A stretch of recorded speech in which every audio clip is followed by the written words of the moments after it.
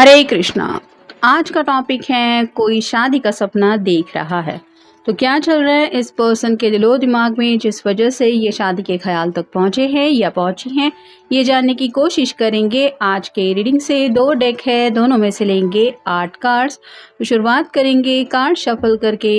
General collective reading होने की वजह से हो सकता है कुछ कार्ड्स आपके साथ रेजोनेट करें या फिर पूरा का पूरा रीडिंग, इट डिपेंड्स।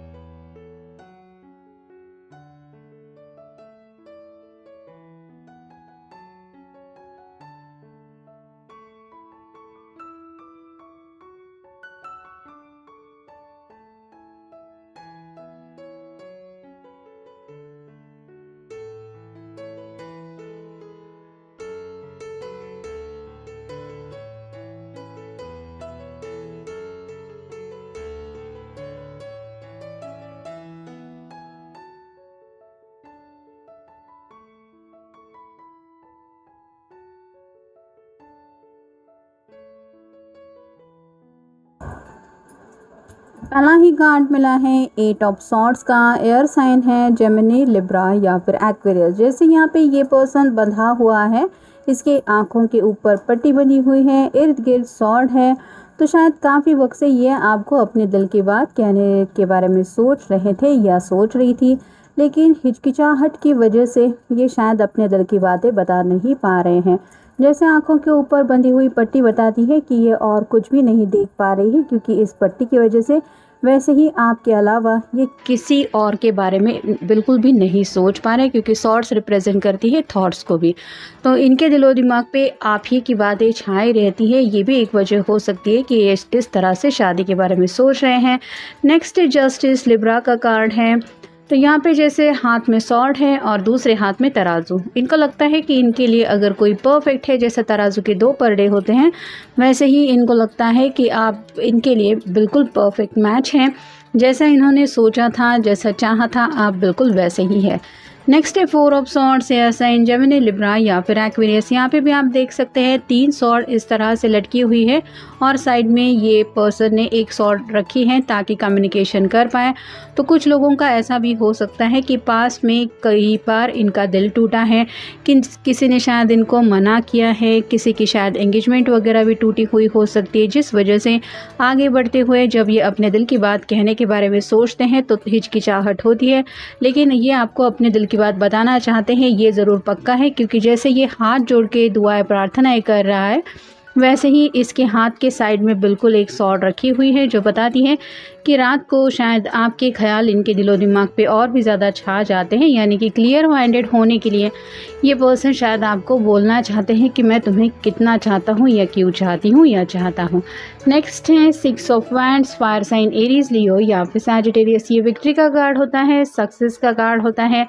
तो यहाँ पे जैसे ये घोड़े पे सवार होकर कहीं पे निकल पड़ा है और सभी लोग इसकी तारीफ़ करने के लिए रास्ते में खड़े हैं, वैसे ही आपके पर्सन आपके साथ इस रिश्ते में उनको लगता है कि सक्सेसफुल हो पाएंगे या फिर आप दोनों एक दूसरे के साथ एक सक्सेसफुल लाइफ बिता पाएंगे, ऐसा इनको पूरा यकीन हो गया है। इस वजह से भी शायद ये इस तरह से आपके साथ सपने देख रहे हैं। नेक्स्ट है 9 of wands, fire sign Aries, Leo या फिर सैजिटेरियस। सोच सोच के काफ़ी ज़्यादा परेशान रहता है ये इंसान, क्योंकि इसके सिर के ऊपर जैसे पट्टी बंधी हुई है, इसने सभी वैंड्स कलेक्ट करके रखे हैं। यानी कि आपको कौन सा प्लान पसंद है उसके ऊपर हम काम कर सकते हैं। बहुत ही ज़्यादा पैशनेटली आपको मिस करते हैं ये। और जब इंसान का हाल ऐसा होता है कि मिस तो बहुत कर रहे हैं लेकिन ज़ुबान से बात बयान नहीं कर रहे हैं, तो वो तकलीफ़ सिर्फ उसी इंसान को होती है। वैसे ही शायद तकलीफ़ से ये गुजर रहे हैं। नेक्स्ट है page of swords, air sign Gemini, Libra या फिर एक्वेरियस। जैसे इसने सॉर्ड तो पकड़ के रखी है लेकिन देख दूसरी दिशा में रहा है। वैसे ही आपके पर्सन बातचीत करने में हिचकिचाते हैं या फिर आप सामने जैसे ही आ जाते हैं वो कम्प्लीटली ब्लैंक हो जाते हैं। वो भूल जाते हैं कि उन्होंने क्या सोचा था, क्या कहना है या फिर क्या बताना है, और आप ही के जादू में खो जाते हैं। नेक्स्ट है 5 of swords, air sign Gemini, Libra या फिर एक्वेरियस। यहाँ पे आप देख सकते हैं 3 लोग हैं, शायद तीनों में थोड़ी सी लड़ाई वगैरह भी हुई है और ये पर्सन अकेला है जो जीत गया है। वैसे ही कुछ लोगों के साथ ये भी है कि ये आपके लिए दुनिया से भी लड़ने के लिए तैयार है, बस सिर्फ आपका साथ मिल जाए, यही उनकी दिल की चाहत है। और फाइनल कार्ड है द चैरियट। ये जैसे कैंसर का कार्ड है, ये पर्सन रथ चला रहा है, बहुत ज़्यादा प्रिपेयर होके आया है। जैसे शादी में होते हैं दूल्हा सज धज के आता है, वैसे ही इनका सपना है। और यहाँ पे भी आप देख सकते हैं ये जो हॉर्सेस है ये भले ही एक दूसरे से काफ़ी ज़्यादा अपोजिट है, लेकिन अगर ये दोनों एक दूसरे के साथ जुड़ जाते हैं तो ये रथ चलने में और भी ज़्यादा स्पीड आता है। वैसे ही आपके पर्सन को लगता है बस आपका साथ मिल जाए तो उनकी ज़िंदगी की जो गाड़ी है वो पूरी तरह से स्पीड पकड़ लेगी, यानी कि आप ही के साथ ये खुश भी रह पाएंगे, आपको भी वो सब खुशियाँ दे पाएंगे जो इनको दिल से महसूस होती है। यानी कि टोटल हैप्पी एंडिंग्स इनको दिखाई देती है इस रिश्ते में, जिस वजह से भी ये इस तरह से शादी का सपना देख रहे हैं या देख रही है। अब देखते हैं बाकी के cards. I love the sincerity in your eyes. तो इनको पता है कि आप बहुत ज़्यादा सिंसियर इंसान हैं, यानी कि आपकी बातों में बिल्कुल भी झूठ नहीं है। आप जो दिल में महसूस करते हैं वही आपकी आंखों से छलकता है, और आपकी आंखें कई सारी ऐसी बातें हैं जो उनको बता गई है, जिस वजह से इनको पता है कि वो आंखें कितना सच्चाई से इनको कुछ समझा रही है। तो हो सकता है इनको आपके लुक्स तो पसंद हैं ही, लेकिन आप एक बहुत अच्छे इंसान हैं जिस वजह से ये आप ही के साथ ज़िंदगी में जुड़ना चाहते हैं।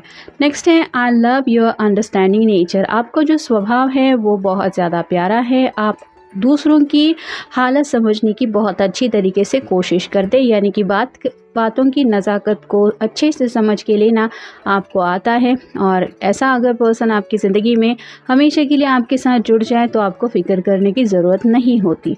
नेक्स्ट है I love you because I can tell you anything. तो इनको पता है कि ये आपके सामने अपने दिल का हाल हर एक तरह से बता सकते हैं, भले ही वो आपसे जुड़ी बात हो ना हो, फिर भी इनका मन करता है कि बस ये आपसे कुछ कहते रहें, आप सुनते रहें, यानी कि आप इनके कांटेक्ट में हो, या फिर ये जो सिलसिला है बातों का वो चलता ही रहे। इतना ज़्यादा वो आपको अपने ख्यालों में महसूस करते हैं।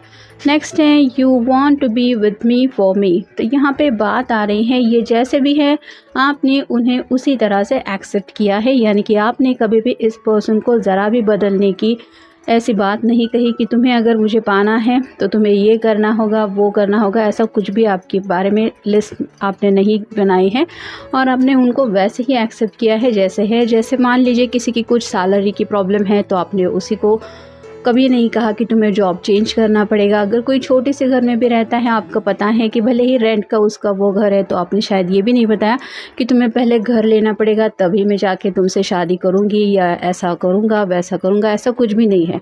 तो ये होती है सच्चे प्यार की निशानियाँ।